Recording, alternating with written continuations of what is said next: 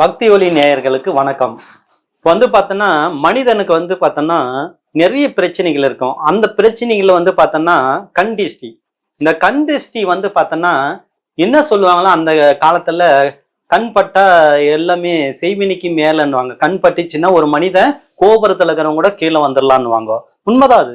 ஏன்னா கண்ணுன்றது பார்த்தோன்னா இந்த காலத்துல என்ன பண்ணுவான், இவன் நல்ல வேலைக்கு போவான், நல்லா போய் சம்பாதிப்பான். என்ன பண்ணுவான், பக்கத்து வீட்டுக்காரன் அதை அப்படியே பார்ப்பான். பார்த்து என்ன பண்ணுவான், இவன் இங்கேருந்தே வகரி இவனுக்கு. காரணம் என்னன்னா, அவன் வேலைக்கு போய் நல்லா சம்பாரிச்சு வண்டி வாங்கின வச்சுக்கிறான் பாரு, இவனுக்கு உள்ள எரியும் வகுறு. காரணம் என்னன்னா, அந்த வகுறு எரியும் போது இவன் பார்ப்பான் பாரு, அந்த பார்வை அவனுக்கு பாவம் அப்பயே தலைவலி வந்துடும், அப்பயே வயிற்று வலி வந்துடும். அப்போ அவன் உயரவன் கூட பார்த்தோன்னா கீழே இறங்கிடுவான். இதுக்கெல்லாம் காரணம் என்ன, ஒருடைய கண் பார்த்தோன்னா நல்லா பார்க்க மாட்டாங்க. அவங்க ஒரு கெட்ட எண்ணத்தை வச்சு, ஐயோ இவன் பாரு கார் வாங்கிட்டான், பங்களா வாங்கிட்டான், வீடு வாங்கிட்டான், இதை வாங்கிட்டான் இப்படி சொல்லி சொல்லியே அவன் என்ன பண்ணுவான், நம்ம கண் திஷ்டி உருவாக்கி விட்டுருவான். ஏன்னா இன்னைக்கு தெய்வங்கள் கூட பார்த்தோன்னா எல்லா பூஜை புனாசுகள் முடிச்சு பார்த்தோன்னா டிஸ்டி சுத்துவோம். அப்படிப்பட்ட தெய்வத்துக்கே கண் திஷ்டி இருக்கும்போது மனிதன் இருக்குமா? அதனால மனிதன் கண் திஷ்டியில மீறினதுன்னா ரொம்ப கஷ்டம். மாந்திரிகத்துல கூட கண் திஷ்டி அவ்வளவு டக்குன்னு போக்க முடியாது, தெய்வத்தால கூட போக்க முடியாது ஒவ்வொரு விஷயம். ஆனா பரிகாரங்கள், சின்ன சின்ன பரிகாரங்களை வச்சு நம்ம ஈஸியா போக்கலாம். இப்ப கண் திஷ்டி நம்ம சாதாரணமா வீட்டுங்களை அந்த காலத்துல எல்லாம் என்ன பண்ணுவாங்கன்னா, நம்ம ஒரு கண் திஷ்டி அதிகமாயிடுச்சு, வயிற்று வலி வந்துச்சுன்னா வீட்டுங்களை என்ன பண்ணுவாங்க, மஞ்சள் தண்ணி கரைச்சிக்குவாங்க. அந்த மஞ்சள் தண்ணி கரைச்சிட்டு அதுல என்ன பண்ணுவாங்கன்னா சுண்ணாம்பு ரவை போட்டுருவாங்க. சுண்ணாம்பு போட்டு வெத்தலை போட்டு அதுல கற்பூரத்தை கொளுத்தி ஏத்தி இறக்கி என்ன பண்ணுவாங்கன்னா அதை 3 வலிக்கு ஒரு இடத்துல ஊத்திடுவாங்க. அப்போ 3 வலிக்கு ஒரு இடத்துல ஊத்துனா அது என்ன ஆகுன்னா அப்படியே வலி குறைஞ்சிரும். அதே இன்னொரு விஷயம் பாருங்க, நீங்க நல்லா பாத்துங்க, கிராமத்துல களி செய்வாங்க. இதெல்லாம் அந்த காலத்து பரிகாரம். இதெல்லாம் நிறைய பேர் தெரியுதா என்னவோ. பரிகாரம் பண்ற பெண்களுக்கு களி செஞ்சு வச்சிருவாங்க. ஃபர்ஸ்ட் என்ன பண்ணுவாங்கன்னா, இவங்க தண்ணியை கரைச்சிட்டு ஒரு மொந்தை எடுத்துக்குவாங்க. அந்த மொந்தைய என்ன பண்ணுவாங்க, அந்த மொந்தையில தண்ணி ஊத்தி அதுல மஞ்சள், சுண்ணாம்பு இதெல்லாம் ரப்பி ஊட்டிட்டு அந்த தட்டை என்ன பண்ணுவாங்கன்னா நம்ம உட்கார வச்சுறாங்க. உட்கார வச்சுட்டு நம்ம என்ன பண்ணுவாங்க, இதை என்ன பண்ணுவாங்க, நம்ம ஏத்தி இறங்கிட்டு இந்த மொந்தையை கவுத்திடுவாங்க. கவுத்திட்டு அது மேல தொடப்பு குச்சி வைக்குவாங்க. அந்த தொடப்பு குச்சி நமக்கு எங்க வயிறு வலி கண்டிச்சுதோ அது அப்படியே திரும்பும். நல்லாவே நான் பார்த்துருக்கேன், நான் அனுபவிச்சிருக்கிறேன். இதெல்லாம் சின்ன வயசுல எல்லாம் அடிக்கடிக்கு எங்க ஊர்ல எல்லாம் பண்ணுவாங்க. அந்த குச்சி தான பிளைட் எப்படி சுத்துது அந்த மாதிரி நம்ம வலிக்கிற இடம் அப்படியே காட்டுங்க. அது என் கண்குள்ளிர பார்த்துருக்கிறேன். அது பண்ணிட்டு அது என்ன பண்ணுவாங்க, ஏத்தி இறக்கி அது இதுன்னுட்டு அதை எடுத்துட்டு அந்த என்ன பண்ணுவாங்க, முதியோருங்க எடுத்துன்னு போய் 3 வலிக்குள்ள ஊத்திட்டு கால், அதுவும் பார்த்தோன்னா இந்த முதியோர்கள் ஊத்துவாங்க. அவங்க செய்யும் போதே அந்த பரிகாரம் இதாயிரும். இதுல இன்னொன்னு பார்த்தோன்னா ஊத்தும் போது நிறைய பேர் நிறைய தவறுகள் பண்றாங்க.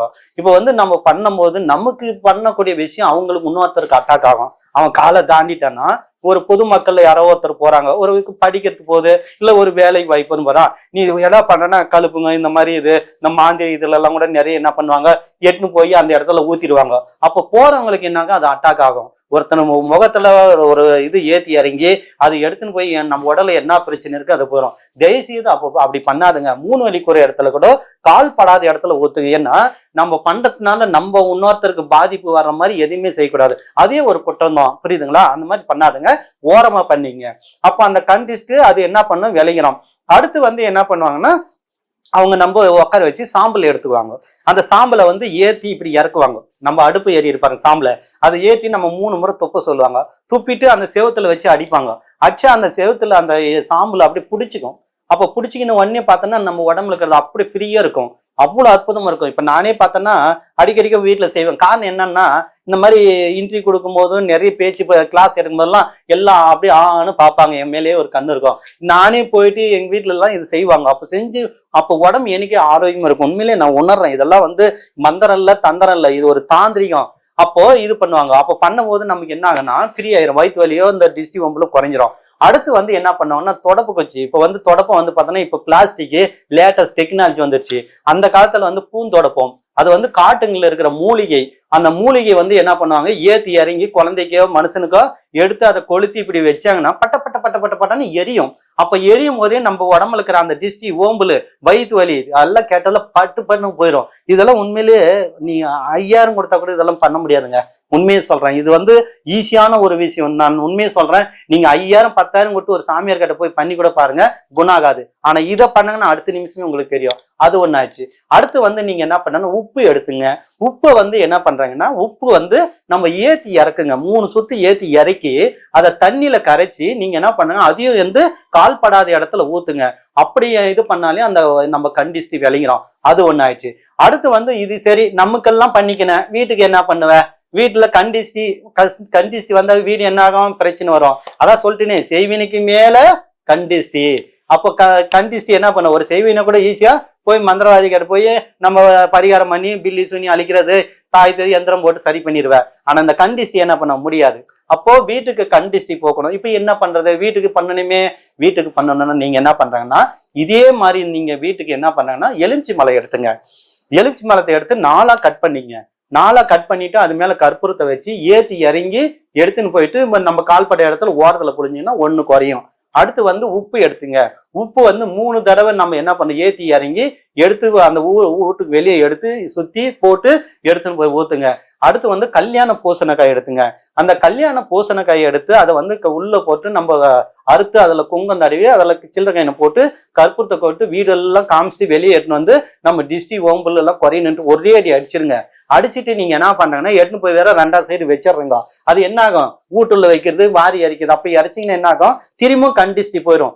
ஒடிச்சு அதே இடத்துல விட்டுருங்க, எடுக்காதுங்க. அது வந்து பார்த்தோன்னா நைட் டைம் செய்யுங்க, ஏன்னா பகல்ல செய்யாதுங்க. அந்த மாதிரி பண்ணீங்க. அடுத்து வந்து நீங்க நாட்டு மருந்துகள்ல ஆகாச கருடகிழங்குன்னு ஒரு மூலிகை இருக்கும். அது வந்து பார்த்தோன்னா கொடி போயின்னு இருக்கும். அதை நீங்க வாங்கின்னு வந்துருங்க. அதை வாங்கின்னு வந்துட்டு நீங்க என்ன பண்ணுங்க, அது ஃபுல்லா மஞ்சள் பூசிருங்க. மஞ்சள் பூசிட்டு அதை வந்து என்ன பண்ணுங்க, குங்கம் வச்சிருங்க. அங்கங்க குங்கம் வச்சுட்டு நீங்க என்ன பண்ணுங்கன்னா, அதை வாஸ்படியில கட்டிருங்க. வாஸ்படியில கட்டுங்க, வீட்டு ஜன்னல்ல கட்டுங்க. அது என்ன ஆகுன்னா, அந்த மூலிகை வளரும். அப்படியே வளர வளர வளர அந்த கண்டிஸ்டி நமக்கு குறைய ஆரம்பிச்சிடும். அதே உங்களுக்கு வாடிச்சுன்னா கண்டிஸ்டி கெட்டது அதிகமாக்குதுன்னு நீங்களே நினைச்சுக்கலாம். அது 4 அடியில என்ன பண்ணா, ஆகாச கடுங்களுக்கு நம்ம கண் பார்வையெல்லாம் இழுத்து வச்சுக்கோம்.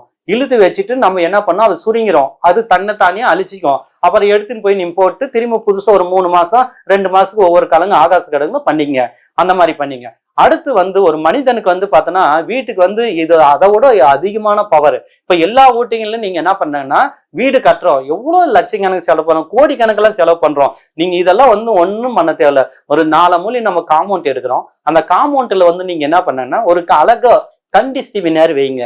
கண்டிஸ்டி விநாயகர் வச்சுட்டு நீங்க நிச்சயம் எந்த குலதெய்வம் இருந்தாலும் பரவாயில்லைங்க. ஒரு சிலை வந்து வைக்கிறவங்க வந்து பெரிய சிலை வைக்க கூடாது. வீட்டுல வந்து 1 அடிக்கு ஒரு 3/4 அடி வைங்க. 3/4 அடி வச்சுட்டு அந்த இடத்துல நீங்க பூஜை பண்ணணும்னா எப்படியாப்பட்ட கண்டிஸ்டியும் இந்த விநாயகர் தூள் பொடி பொடி ஆகிக்கிறாரு. ஏன்னா இதெல்லாம் வந்து நான் மக்களுக்கு நிறைய சொல்லி இருக்கிறேன். அந்த மாதிரி பண்ணுங்க.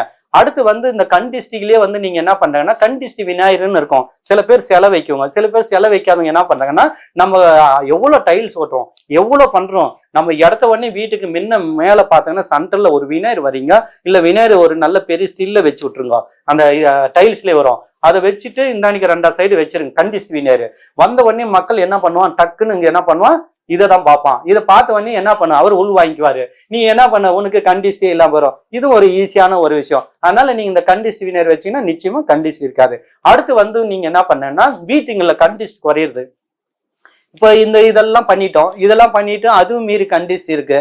அது மீறி என்ன பண்றாங்க, ஒண்ணும் பண்ண முடியல. கண்ணா என்ன பண்ணாலும் ஒண்ணும் இல்ல. நீங்க என்ன பண்றாங்கன்னா, அமாவாசை டைம்ல வந்து மிளகு எடுத்துங்க. மிளகா காஞ்சி மிளகாவும் மிளகும் எடுத்துங்க. அது கூட உப்பு, இதெல்லாம் 3த்தையும் என்ன பண்றாங்கன்னா நல்லா சுத்தி போட்டுருங்க. சுத்தி போட்டு எடுத்துன்னு வந்து நம்ம வெளியே அடுப்பு அந்த இதுல பானால போட்டு அதை கொளுத்தி அதில் போட்டுட்டுங்கன்னா, இது ஏற்றி இறக்கி அந்த கறி இதில் போட்டுங்கன்னா அந்த புகை சுற்றி அதை எரியும் போதே அந்த வீட்டில் இருக்கிற கண்டிஸ்டி எல்லாம் போயிடும். அப்போ எவ்வளோ ஒரு விஷயங்கள், கண்டிஸ்டி எவ்வளோ ஒரு பரிகாரங்கள் இருக்கு. இதில் பார்த்தோன்னா ஏகப்பட்ட பரிகாரம். இதில் 1 பண்ணாலே போதும். இல்லை முடிஞ்சா நீங்கள் 2 பண்ணீங்க, 3 கூட பண்ணீங்க. எல்லா மக்களுக்கும் நன்மை உண்டாகட்டும், நன்மை போய் சேரட்டுறதுக்காகவே நான் இதை உங்களுக்கு சொல்றேன். தயவுசெய்து சொல்றேன், இதை பண்ணுங்க. முடிஞ்ச வரையும் மக்களுக்கு எடுத்து கூட சொல்லுங்க. ஓம் கணபதி, ஓம் காளி, ஓம் நமச்சிவாயா.